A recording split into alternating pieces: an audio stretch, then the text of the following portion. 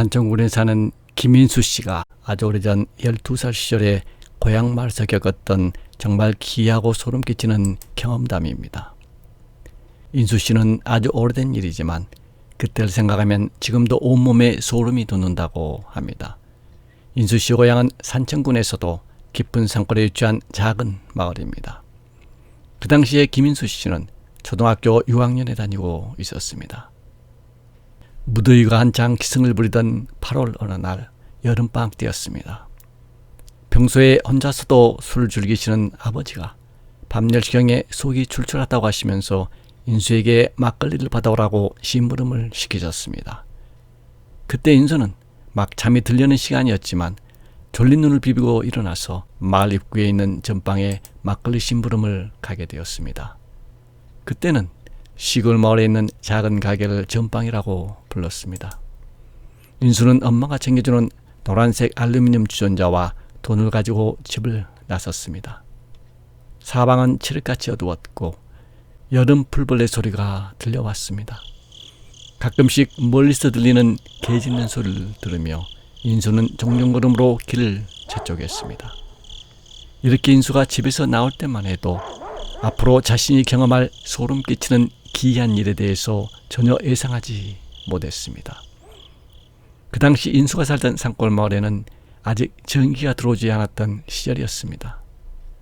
산골 마을에서는 밤이 되면 부잣집에서는 투명한 둥근 유리가 달려있는 난포등을 사용했었고 가난한 집에서는 호롱불을 사용했었는데 둘 다 연료는 석유나 등유였습니다.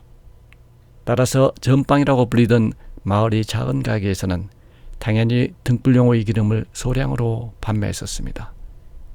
그리고 TV는 물론 라디오마저 귀했던 시절이어서 저녁 식사 후에는 대부분의 마을 사람들은 일찍 잠자리에 들었기 때문에 길에는 인적이 거의 없었습니다. 마을 전체가 고요한 어둠 속에 잠기게 되는 것입니다.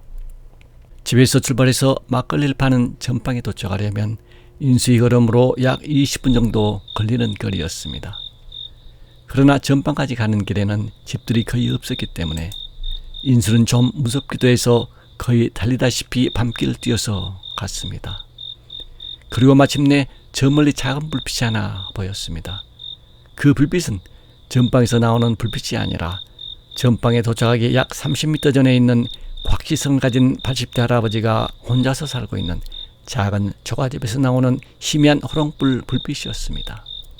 곽씨 할아버지는 마을 입구 쪽에 사는 가난한 노인이었는데 오래전에 부인이 죽은 데다 자식마저 없어서 커다란 검정개하고 단둘이 살고 있었습니다. 그는 오래전부터 지병인 폐병을 앓아오던 터라 건강이 매우 좋지 않았습니다.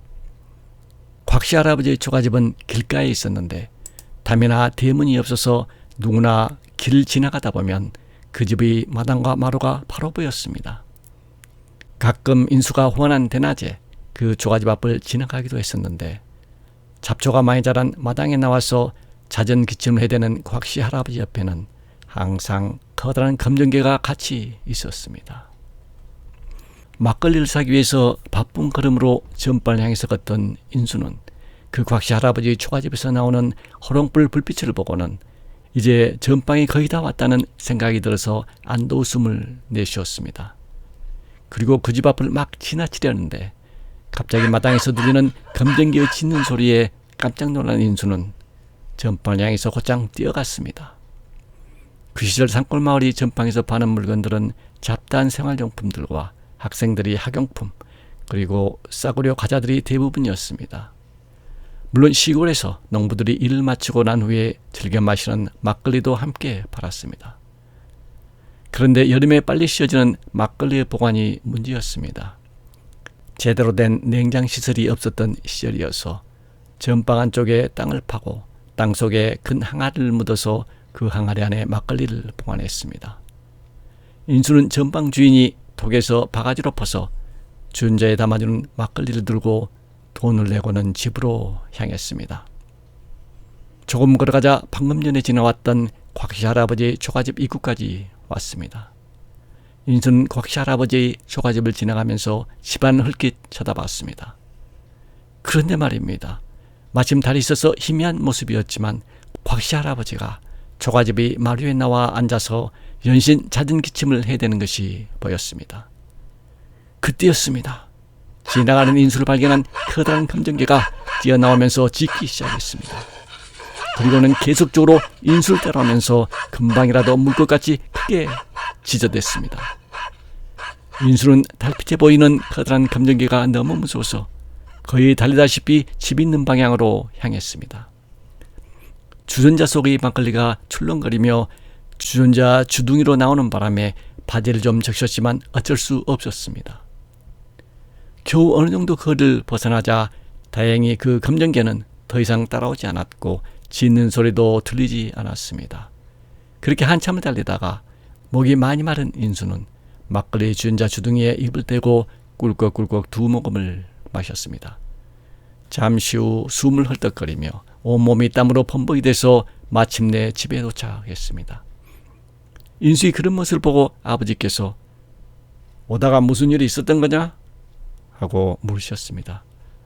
인수는 마을 입구 쪽에 있는 곽씨 할아버지 초가집을 지나오다가 마루에 나와 있는 곽씨 할아버지를 봤으며 그 집이 커다란 검정개가 달려들어서 하마터면 물릴 뻔했다는 것을 숨을 몰아쉬면서 얘기했습니다. 그런데 인수의 얘기를 다 들은 아버지의 표정이 매우 의아하다는 뜻이 바뀌었습니다. 아버지는 고개를 가로저으며 인수의 말을 도저히 믿을 수 없다는 표정을 지으셨습니다. 그러면서 곽씨 할아버지가 기르던 커다란 검정개는 이미 한 달 전에 곽씨 할아버지가 돈이 없어서 병원 치료를 못 받는 자신의 몸 보신을 위해서 잡아먹었다는 것입니다. 그러면서 그 한 달 전에 주인에게 잡아먹힌 개가 어떻게 따라오면서 짖을 수 있냐는 겁니다. 그런데 그 개가 한 달 전에 이미 죽었다는 사실보다도 더 인수의 온몸에 소름을 돋게 만든 것은 바로 아버지의 다음 말이었습니다.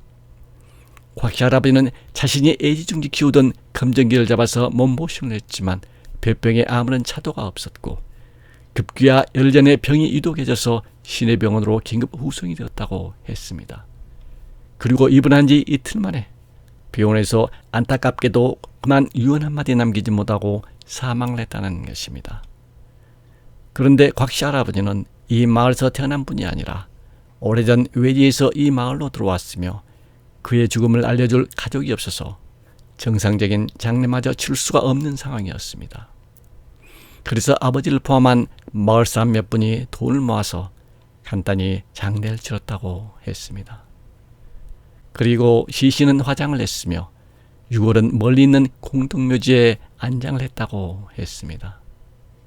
그 일이 바로 불과 일주일 정도 전의 일이라고 아버지는 말씀하셨습니다. 마을 안에서 정상적으로 조문객을 받으며 치른 장례가 아니고 어른 몇 분이 모여서 간단히 치렀기 때문에 어린 인수는 전혀 모르고 있었던 것입니다. 비록 어린 나이지만 인수는 아버지의 말씀을 듣자 와락 무서운 생각에 다시 한번 온몸에 소름이 돋았습니다. 금방이라도 곽씨 할아버지가 무서운 귀신의 모습으로 집으로 찾아올지도 모른다는 생각이 들기도 했습니다. 그렇다면 인수가 불과 30여 분 전에 막걸리를 사들고 오면서 보았던 희미한 곽씨 할아버지의 모습과 지저대었던 검정개는 과연 무엇이었을까요? 곽씨 할아버지가 일주일 전에 이미 죽은 줄 모르고 있던 인수가 평소 낮에 항상 봐왔던 곽씨 할아버지와 검정개가 그날 밤에도 당연히 있을 것이라는 생각에 그만 헛것을 본 것일까요? 아니면 죽은 곽씨 할아버지 홀령과 검정개의 홀령을 만났던 것일까요? 그리고 사람뿐만 아니라 짐승인 개도 죽은 뒤에 홀령이 있는 것일까요? 여러분의 생각은 어떻습니까?